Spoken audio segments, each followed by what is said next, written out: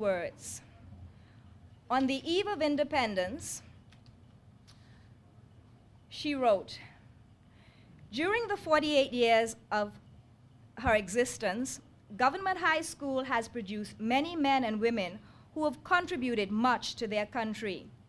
Today, not only are the two most important posts in government, those of Prime Minister and Deputy Prime Minister, held by old boys of the school, but more than 1/3 of the members of our Honorable House of Parliament are old boys.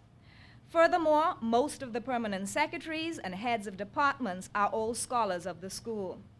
They have tried to give of their best and will, by God's help, continue to do so, especially now that we are on the eve of independence. To those of you who are still in school, I cannot overstress how important our becoming independent should be to you. You have much better educational opportunities than those old scholars who attended Government High School when our first issue of our yearbook was published. With the privileges and rights you enjoy today, please remember that there are also duties and responsibilities that demand much self-sacrifice from men and women, interested not only in personal ambition and self-comforts, but in building a nation such as men of vision have dreamed of but never seen. Finally, we look back over the 48 years of the school's existence with their achievements. There are many to whom much gratitude is due. Gratitude to the past and present staff, many of whom gave and have continued to give unsparingly of themselves to make such achievements possible. Gratitude to our former and present members of the Board of Governors for their constant interest in the school, and gratitude to those old scholars who have displayed unswerving loyalty and affection." Those were her words on the eve of independence. 1 year later, this is what she said. "It has been said so often in various ways that boys and girls at school now are the future leaders of our country. I cannot contest the truth of this statement. Since, therefore, you are to be the future leaders, there are certain characteristics that many of you must correct if you are to become worthwhile leaders in our new nation. There is the continuing lack of care about property, both personal belongings and those of others, including school property. There is the lack of willingness to obey and to take advice. There is the lack of self-discipline and resentment of authority. There is the desire to succeed and to get on without making any personal effort or sacrifice in achieving that desire.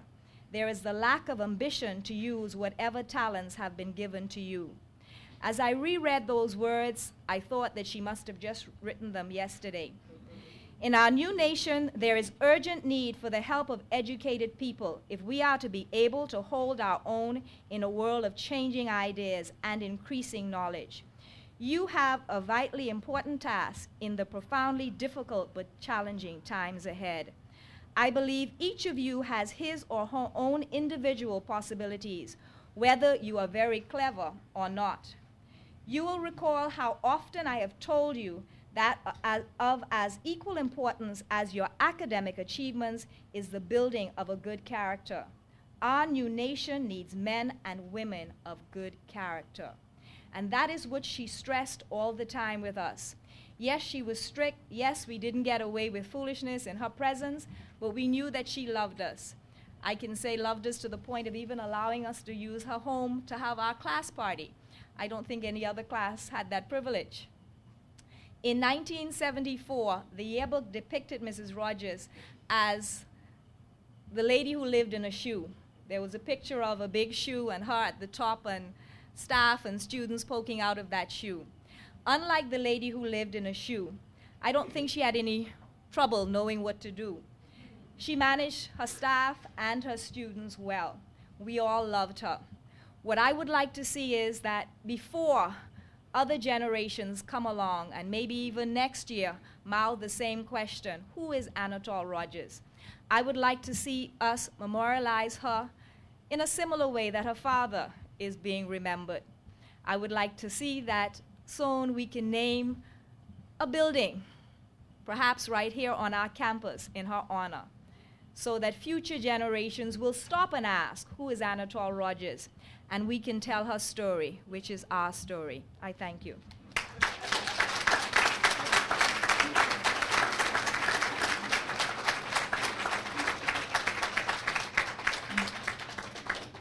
Good evening.